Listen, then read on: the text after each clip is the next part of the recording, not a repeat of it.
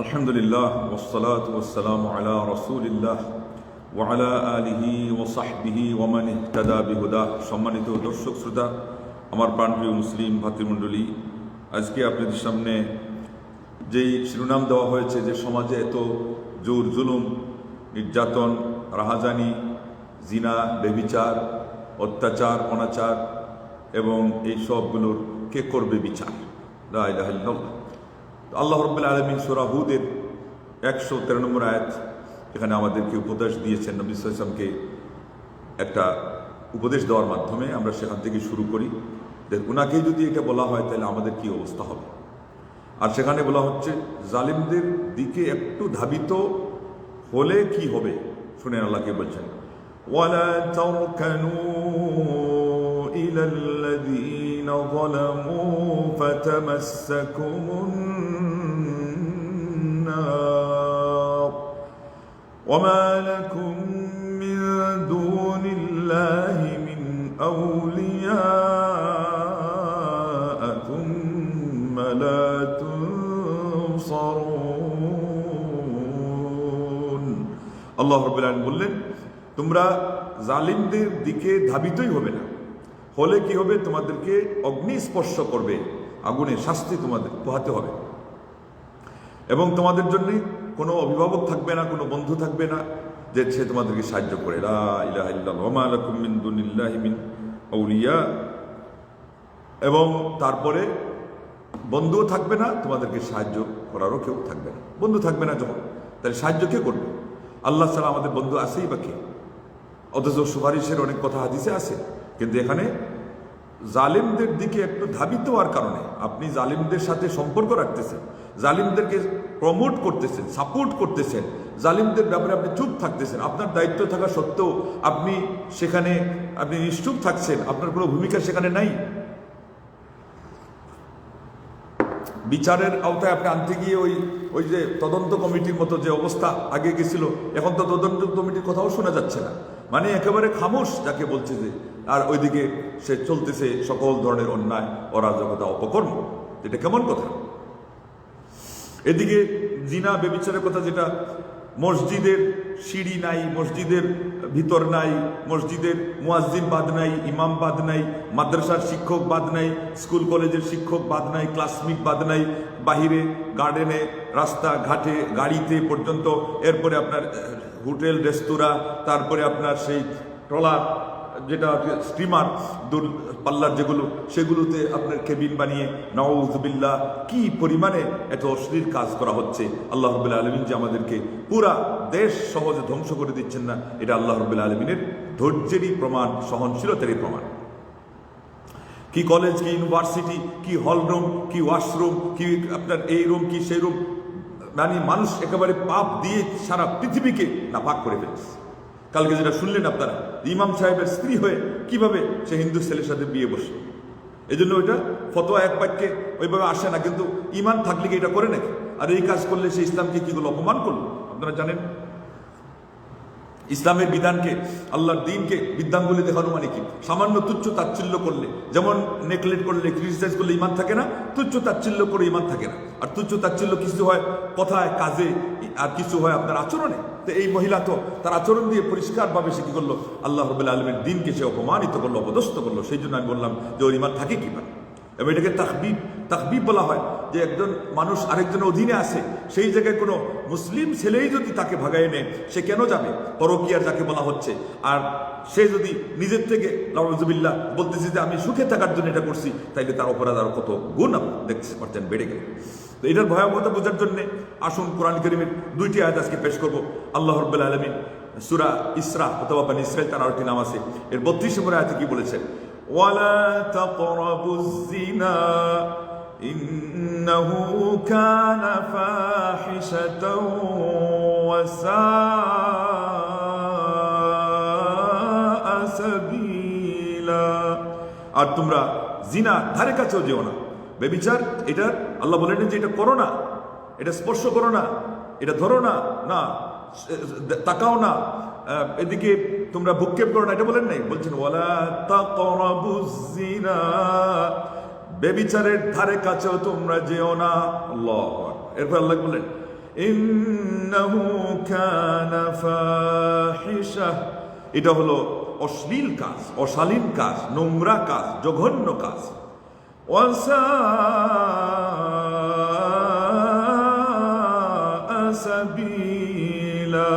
আর বললেন যেটা হলো নোংরা একটি পথ, জিনার পথ অতি নোংরা, অপবিত্র এবং কদার্যপূর্ণ, কলুষ কালিমাপূর্ণ এবং জঘন্য এবং যাকে বলে অশালীন কাজ। এরপরও আমরা কত মানুষকে দেখতে পাচ্ছি ধুমড়ে যাচ্ছে, হুমড়ি খেয়ে পড়ছে এবং রিলেশন করতে হবে, পরকীয়া করতে হবে। আমার জীবনের একটা অবিচ্ছেদ্য অংশ হয়ে গেছে। আমি যুবক, আমার সেই আপনার স্মার্টফোন আছে, এটা দিয়ে আমি কি করব? যেন এই কাজ ছাড়া, যেন এই ধরনের নোংরা ছবি দেখা ছাড়া, পর্নোগ্রাফি দেখা ছাড়া তার যেন আর কোনো কাজই নেই। আর এটা একটা আরেকটাকে টানে, একটা আরেকটাকে টানে। আরবিতে প্রবাদ আছে, আল হাসানাতু তাজনি উখতাহা ওয়াস সাইয়্যাতু কাযালিক, পাপ পুণ্যকে টানে যেমন পাপ পাপকে টানে। লা ইলাহা ইল্লাল্লাহ। আর এটা বিশেষ করে এটার মধ্যে এটা প্রতিফলিত হয়, সেজন্য অন্যান্য কাজের কথা আল্লাহ বলেছেন এটা করো না, কিন্তু এটার কথা আল্লাহ বলছেন ধারে কাছেও যেও না। কেননা ধারে কাছে গেলে কি হবে? এর পরের স্টেপ সেখানে অতিক্রম করবে। যেমন আল্লাহ রাব্বুল আলামিন বলেছেন যে কুল্লিল মুমিনিনা ইয়াগুদ্দু মিন আবসারিহিম ওয়া ইয়াহফাযু ফুরুজাহুম। এটা কেন বললেন? আল্লাহ রাব্বুল আলামিন এর জন্য বলছেন যে এটা হলো একটা থেকে আরেকটা সে গড়ায়, তো সেই জন্য তারা যদি তাদের চক্ষুকে হেফাজত করে তাহলে পরে তাদের কি হবে? অন্যান্য পরবর্তী যে স্টেপগুলো সেগুলো তারা সেফ হয়ে যাবে। এই আয়াতটা হলো কোথায়? সূরা নূরের 30 নম্বর আয়াত, কুল্লিল মুমিনিনা ইয়াগুদ্দু মিন আবসারিহিম ওয়া ইয়াহফাযু ফুরুজাহুম। ওই আপনি মুমিনদেরকে বলে দিন যে তারা যেন তাদের চক্ষুকে হেফাজত করে। সাথে সাথে এরপরে কি বলে দিলেন? চোখের পরে আর এটা বলেন নাই হাত, চোখের পরে আল বলেন নাই যে পা দিয়ে হেঁটে যাওয়া, চোখের পরে আল বলেন নাই যে কান দিয়ে ওদের সুরসুরানির কথা শোনা। সাথে সাথে বললেন যে লজ্জাস্থান যেখানে হেফাজত করে, নিম্নাঙ্গকে হেফাজত করে। কেন? আলেমদের বলেছেন এটা ইঙ্গিত রয়েছে যে প্রথম ধাপ যদি সেখানে সে নিজেকে কন্ট্রোল না করতে পারে, এখানে যদি নিজেকে সে সেফ না রাখতে পারে, তাহলে শেষ যেটা একেবারে যেটার মাধ্যমে পাপ হয়, ওই জিনার পাপ, ওটাকে সে নিজেকে কন্ট্রোল করতে পারবে না। এই জন্য সাথে সাথে আল্লাহ বলে দিলেন ওয়া ইয়াহফাযু ফুরুজাহুম, লা ইলাহা ইল্লাল্লাহ, তারা যেন তাদের গুপ্তাঙ্গকে হেফাজত করে। তারপরে কারণ দর্শাচ্ছেন যালিকা আযকা লাহুম ইন্নাল্লাহা খাবীরুম বিমা ইয়াসনাউন। এটা হলো তাদের জন্য পবিত্র, অধিক পবিত্র। আর তারা যা করে আল্লাহ রাব্বুল আলামিন এই বিষয়ে বিশদভাবে তিনি জ্ঞান রাখেন। মহান রাব্বুল আলামিন এই বিষয়ে সবকিছুর খবর রাখেন। এইভাবে আল্লাহ রাব্বুল আলামিন এর পরের আয়াতেই সূরা নূরের 31 নম্বর আয়াতের শুরুতে, অনেক লম্বা আয়াত, কিন্তু শুরু থেকে বললেন ওয়াকুল্লিল মুমিনাত ইয়াগুদ্দুনা মিন আবসারিহিন্না ওয়া ইয়াহফাযুনা ফুরুজাহুন। আর মুমিন মহিলাদেরকে বলে দিন যে তারা যেন তাদের চক্ষুকে অবনমিত করে। অথচ মুমিন মহিলাদের যে চক্ষুকে অবনমিত করা এটা পুরুষদের মতো সমান নয়। অশালীন যদি না হয় এবং যেখানে তার কোনো ধরনের উদ্রেক হবে না, এই ধরনের পুরুষকে তারা দেখতেই পারে। কিন্তু মহিলাদেরকে সর্বাঙ্গ তাদের আবৃত্ত, আল মারআতু আওরা বলে আল্লাহ নবী সাল্লাল্লাহু আলাইহি ওয়াসাল্লাম বলেছেন।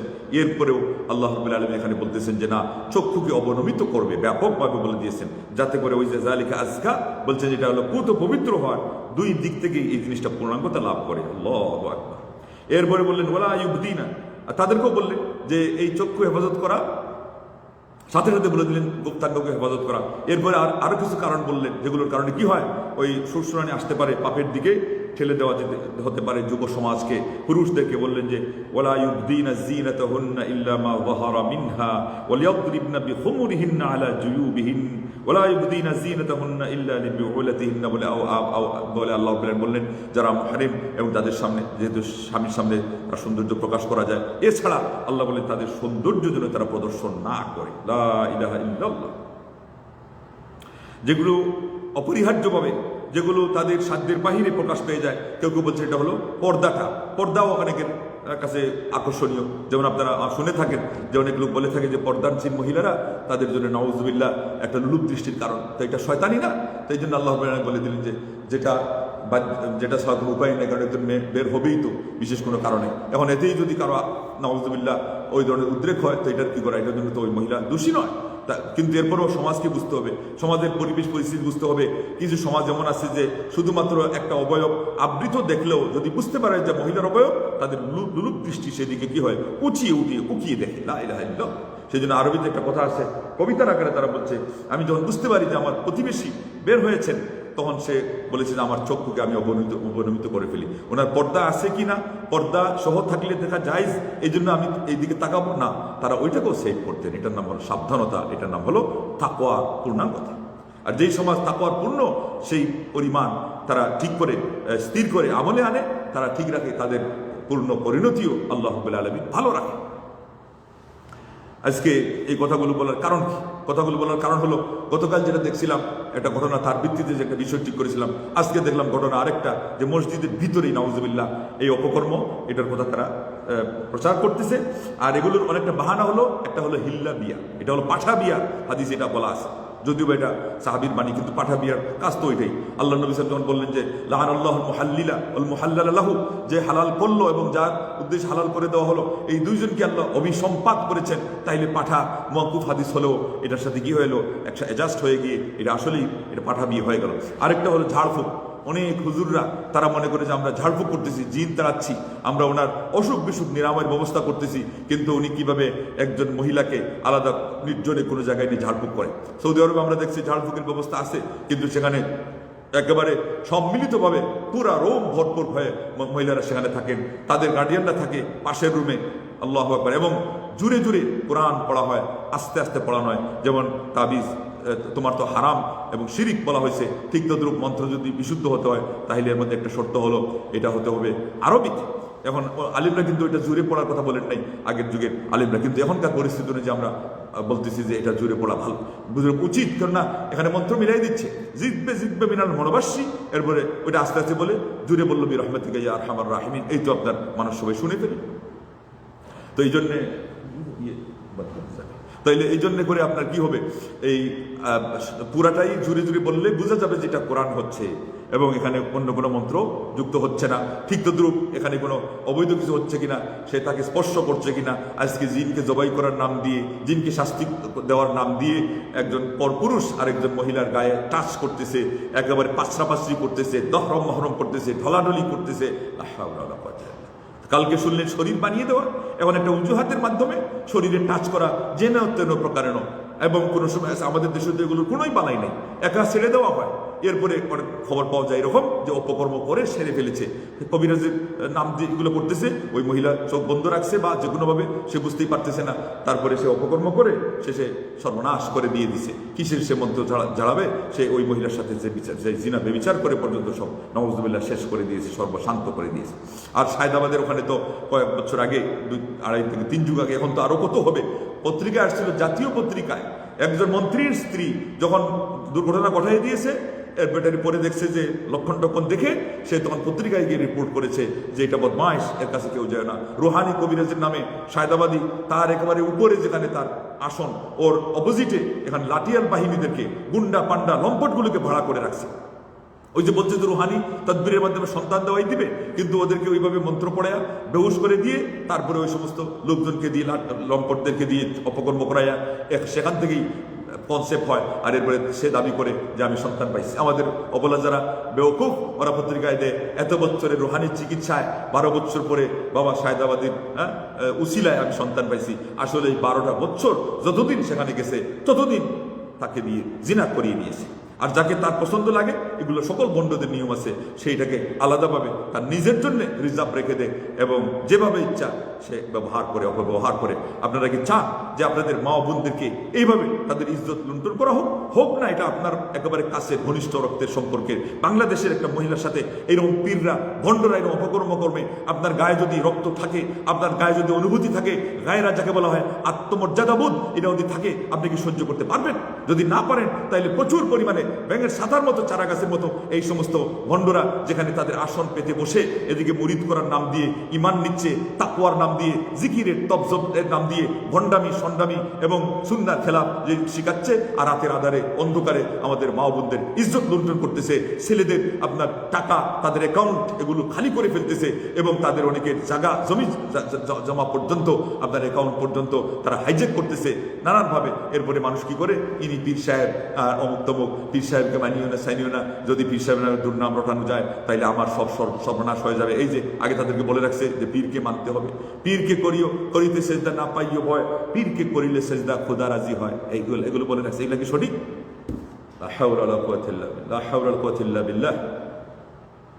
এরপরে বাবা তুমি আমার কান্ডারি, এইভাবে শ্লোক বানায় রাখছে, তুমি ভক্তের কান্ডারি, ভক্তগণকে তরায় নিতে জন্ম নিলে ভান্ডারি। এই যে এগুলো শ্লোক টুক দিয়ে শয়তানি মন্ত্র দিয়ে মানুষকে ধোঁকা দিচ্ছে, আর এদিকে মাহমুদের ইজ্জত নিচ্ছে। লা হাওলা ওয়ালা কুওয়াতা ইল্লা বিল্লাহ। আসুন আরেকটা জায়গায় আল্লাহ রাব্বুল আলামিন ওয়া ইবাদুর রহমানিল্লাযীনা ইয়ামশুনা আলাল আরদি হাওনা এভাবে বলে শুরু করেছেন। তার রহমানের মানে দয়াময়ের বান্দা কারা? সূরা ফুরকানে বলতে বলতে বলতে বলতে আল্লাহ রাব্বুল আলামিন বলছেন যে তারা কি করে না, ওয়াল্লাযীনা ইযা আনফাকু লাম ইউসরিফু ওয়া লাম ইয়াকতুরু ওয়া কানা বাইনা যালিকা কাওয়ামা। তারা যখন ব্যয় করে তখন অপচয় করে না, বখিলিও করে না, মানে মধ্যম পন্থা অবলম্বন করে। তারপর আল্লাহ কি বলেন, ওলা ইয়াদউনা মা আল্লাহি ইলাহান আখারা ওয়া লা ইয়াকতুরুনা আন-নাফসাল্লাতী হারামাল্লাহু ইল্লা বিল হাক্কি ওয়া লা ইয়াজনুন। আল্লাহু আকবার। ومن يفعل ذلك يلقى أثاما।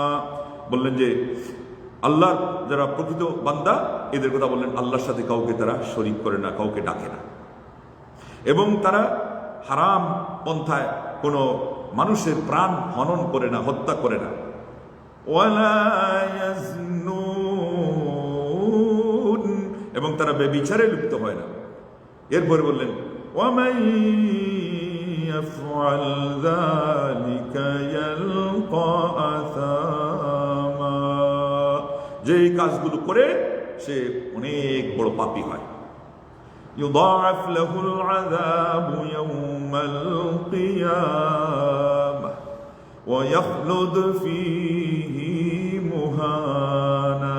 আল্লাহ পাক বললেন তার জন্য কিয়ামতের দিন শাস্তিকে বহুগুণে বৃদ্ধি করা হবে এবং সে সেখানে অপমান অপদস্থ হয়ে অবস্থান করবে। ইয়াখলুদ মানে শাব্দিক অর্থ হলো চিরস্থায়ী অবস্থান করবে। তার মানে যদি ওই পর্যন্ত গড়িয়ে যায়, পাপ করতে করতে করতে করতে ইমান থেকে বেরিয়ে পড়েছে, আর যারা পাপকে তাদের অভ্যাসে পরিণত করে নিয়েছে, নেশায় পরিণত করে নিয়েছে, পেশায় পরিণত করে নিয়েছে, পাপকে সে আলিঙ্গন করে নিয়েছে, এদের বেশিরভাগের কিন্তু ইমান থেকে আল্লাহ রাব্বুল আলামিন মাহরুম করে ফেলে।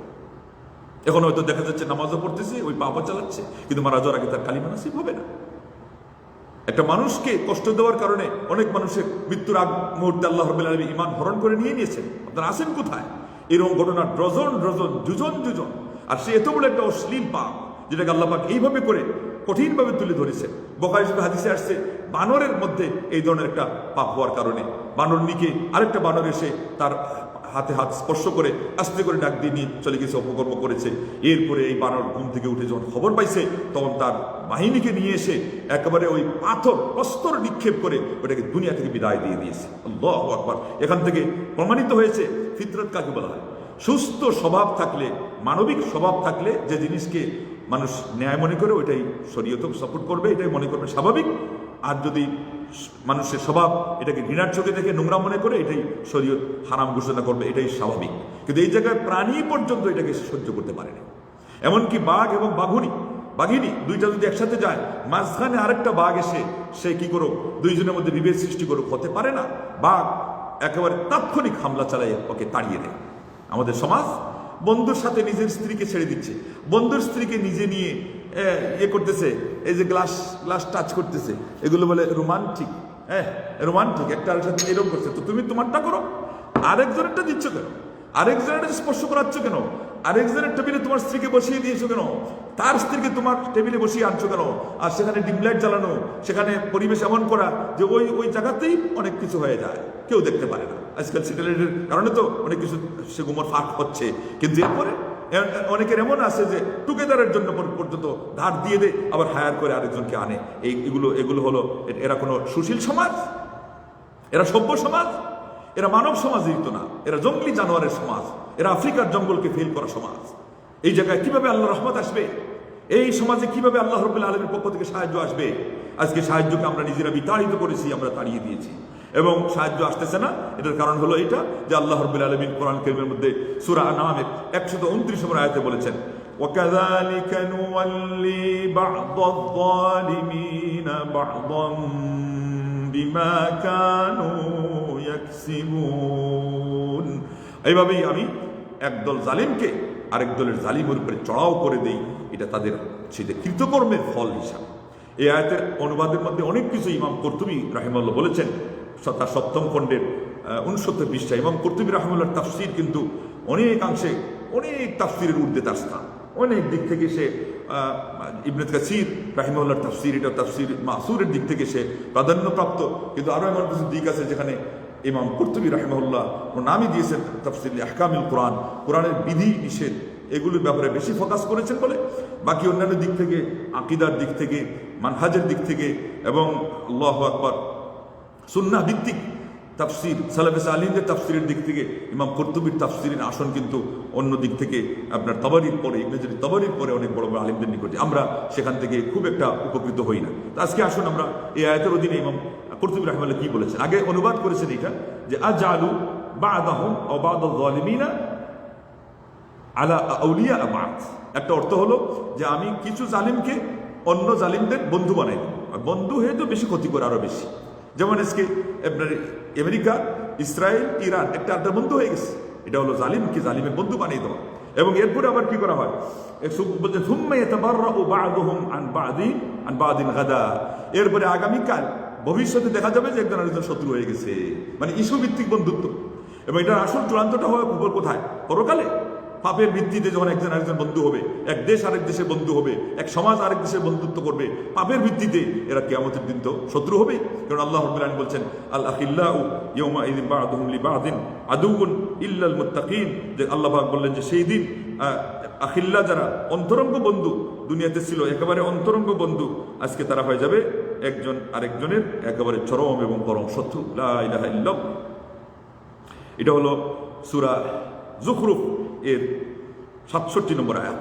লা ইলাহা ইল্লাল্লাহ। আল্লাহ যেন আমাদের বন্ধুত্বটাকে আল্লাহর ভিত্তিতে, আল্লাহর উদ্দেশ্যে ভালোবাসার মধ্যে করেন। এবং বর্তমান বিশ্বে আল্লাহর শত্রুতার মধ্যে যে বন্ধুত্ব হচ্ছে, আবার মানুষকে ধোঁকাও দিচ্ছে, বলতেছে একদল যেহেতু ইসলামপন্থী, মানে মুখে বলতেছে ইসলামের গুলি আওড়ায় এবং ইসলামের লেবাস পোশাক নিয়ে আসে, মানুষ বুঝতেই পারতেছে না, অথচ তাদের বন্ধুত্ব ভিতরে ভিতরে সবগুলো হলো কিসের সাথে, এই সমস্ত কাফিরদের সাথে। তো এদের অবস্থা কি হবে, কারণ তার শত্রু হয়ে যাবে। এরপরে তিনি বলেছেন, ইবনে আব্বাস রাদিয়াল্লাহু তাআলা আনহু বলছেন যে তিনি বলেছেন ইদা রাদিয়াল্লাহু আন কওমি ওয়াল্লা আলাইহিম খিয়ারাহুম, আল্লাহু আকবার, ওয়াল্লা আমরাহুম খিয়ারাহুম, আল্লাহ পাক কোন জাতির উপরে সন্তুষ্ট হলে তাদের উপরে, তাদের মধ্যকার ভালো মানুষকে মহান রব্বুল আলামিন কি করেন, নেতৃত্ব কর্তৃত্ব দিয়ে দেন।